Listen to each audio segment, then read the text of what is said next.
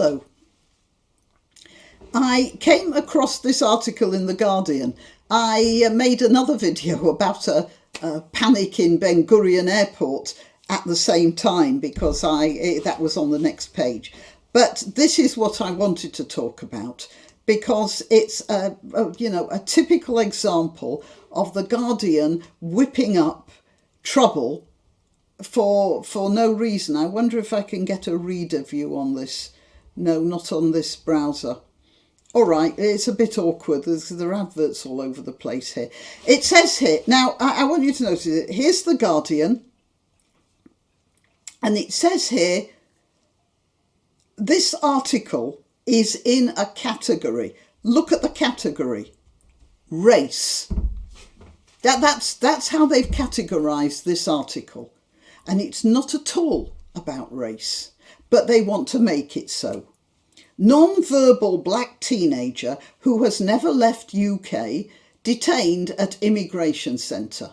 All right, so you have here the information that there's a teenager who can't talk for whatever reason, and immediately he's detained and bunged into an immigration centre. That's the impression you get from the article.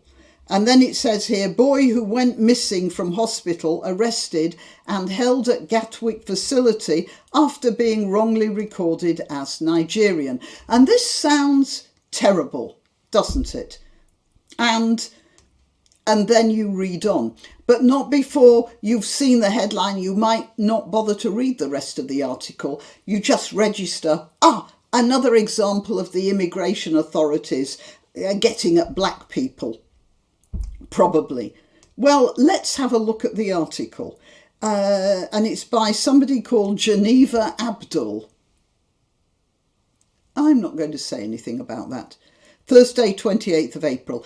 A woman has described how her 17-year-old black British son was found at an immigration detention centre after going missing while being treated for psychosis. So we have another problem here. This young man is mentally disturbed. And it said earlier on that he's non-verbal. So we have somebody here who's acting strangely and who can't talk properly. Already we have a situation where the police might not be best placed to discover exactly where he came from or what he was doing. The boy, who is non-verbal, disappeared from a hospital in Kent where he'd been sectioned under the Mental Health Act on 7th of April.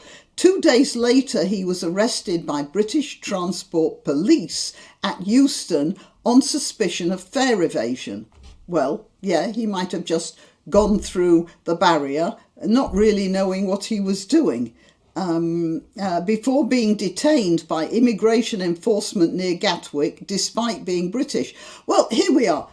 Despite being British, it's like he was there with a Union Jack tattooed to his chest and documents. And no, he couldn't talk. He was acting oddly. Obviously, he was black and they had no idea where he came from.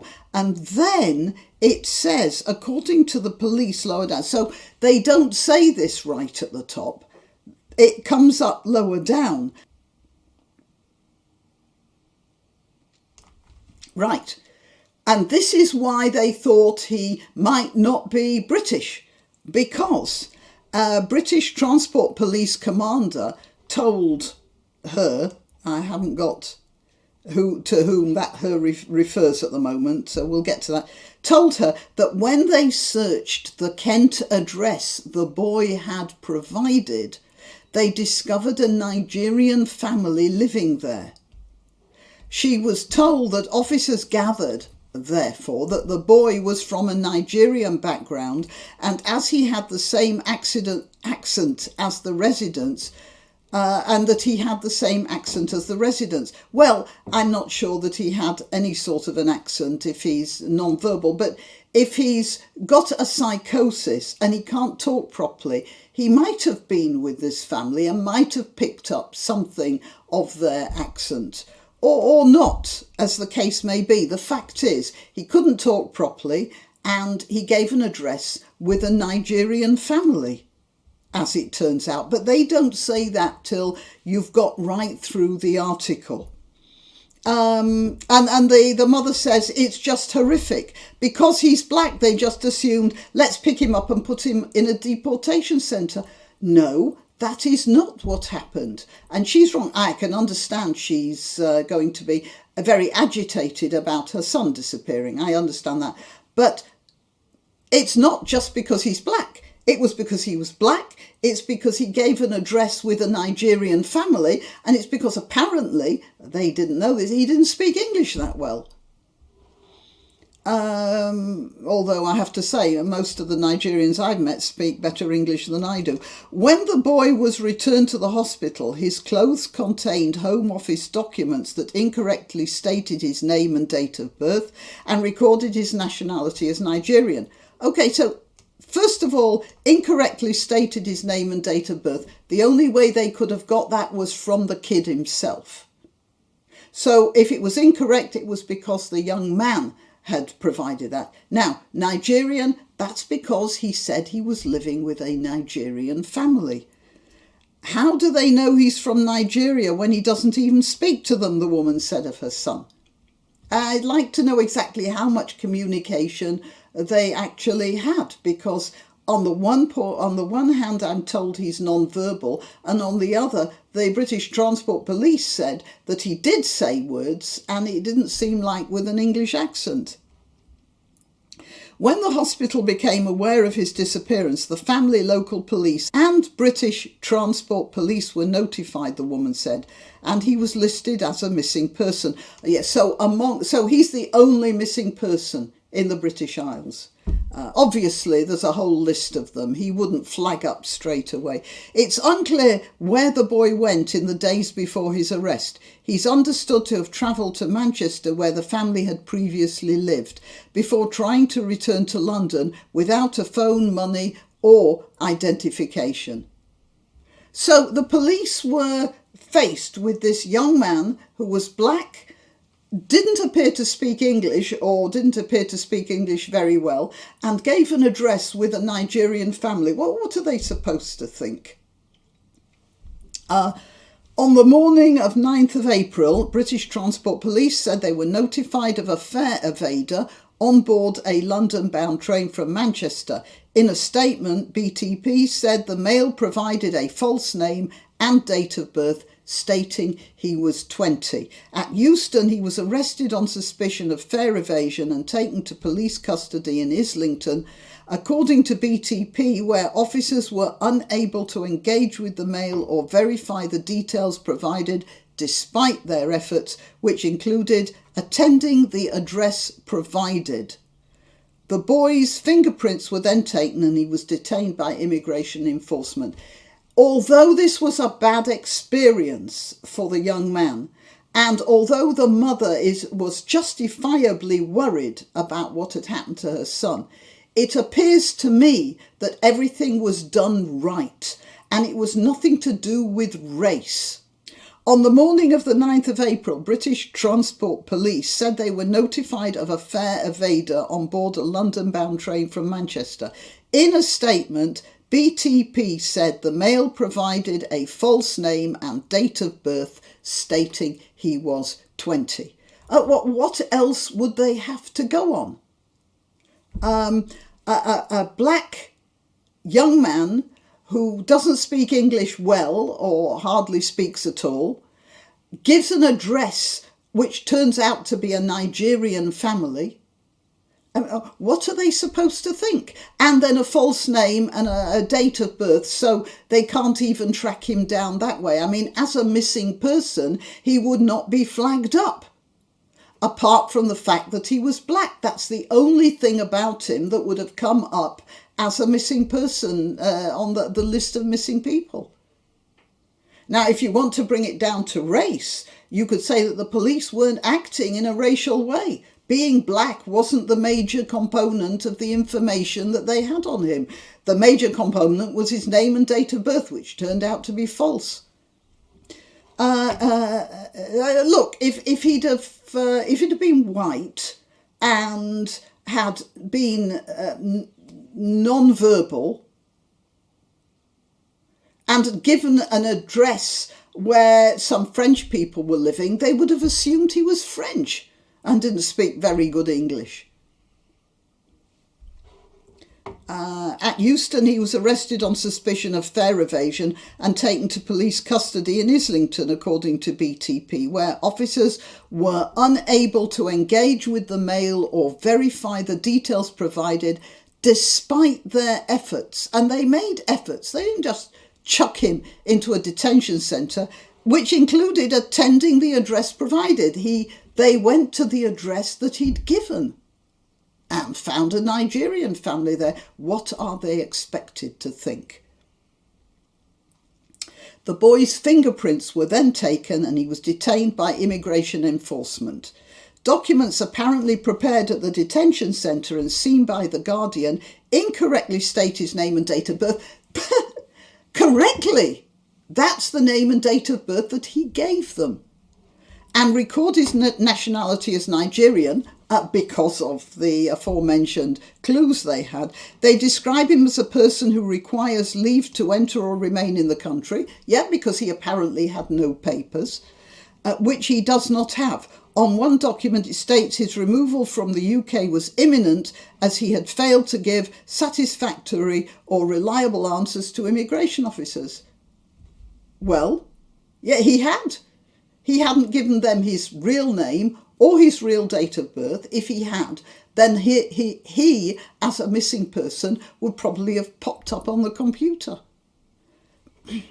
The boy is a British citizen and has never left the UK. His mother said he would not have been able to say his date of birth properly and would never have said he was from Nigeria. Well, even according to this report, he didn't say he was from Nigeria.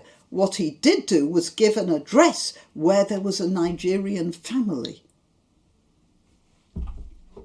This week, a BTP commander told her that when they searched the Kent address the boy had provided, they discovered a Nigerian family living there. She was told that officers gathered the boy was from a Nigerian background as he had the same accent as the residents.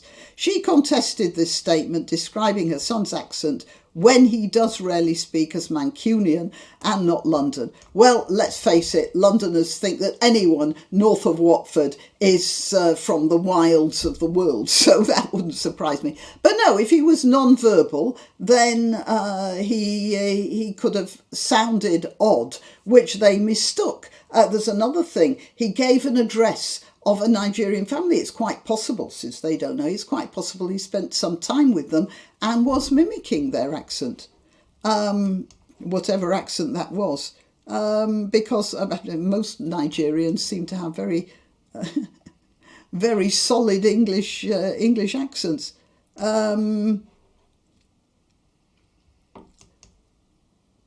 Right, so James Wilson said unaccompanied minors or children under the age of 18 should not be in detention in the first place.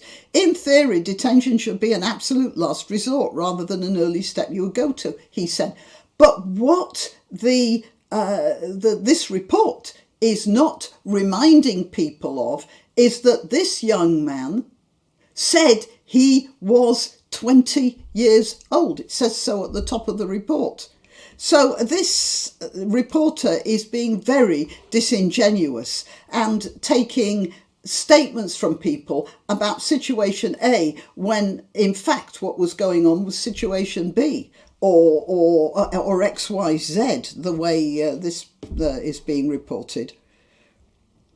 A Home Office spokesperson said, "We rely on information provided by our policing partners when an individual is referred to immigration enforcement. In this case, the individual declared himself to British Transport Police to be an adult male. Police nurses assessed him and raised no physical or mental health issues." Right, well, I've come across a couple of people with psychiatric disorders, and they have been able for brief periods to act perfectly rationally, so that you wouldn't know there was anything wrong with them to begin with. That's one of the big problems with psychiatric disorders. So it's quite possible that this young man put on an act. It's also possible the nurses weren't very good, but that's neither here nor there. It is not a race issue. And it's just, this is another example of The Guardian being, I don't even know what to call it, dishonest, disingenuous, whipping up a situation where a situation didn't exist. The poor fellow has a psychiatric disorder. What it is an inability to recognise somebody with a psychiatric disorder, but then that's always been a problem, hasn't it, in many cases. Right, well, that's what I'm saying. I'm talking about The Guardian being dishonest again. And I am Graniopteryx. I am to be found on YouTube, Rumble, BitChute and Minds. When I upload a new video, I let you know as @Graniopteryx on Twitter, Gab and Parler. Parler's sometimes a bit awkward. I often have to split up the announcements on Parler. If you're subscribed to Parler and you get my announcements on that, you'll see I have to do 3 or 4 messages. That's not because I'm trying to build up the numbers, it's because it won't accept the whole thing all in one go. Right, that's it. Please like this video, share it, support the channel if you can, subscribe, and I'll see you next time. Why not treat yourself or a favoured relative or friend to these magnificent examples of merch? The mugs and t-shirts come in the Graniopteryx design or Granbo with a firearm or the more deadly knitting needles. Go to www.graniopteryx.com and whatever platform you're watching this on, please click like, subscribe and share.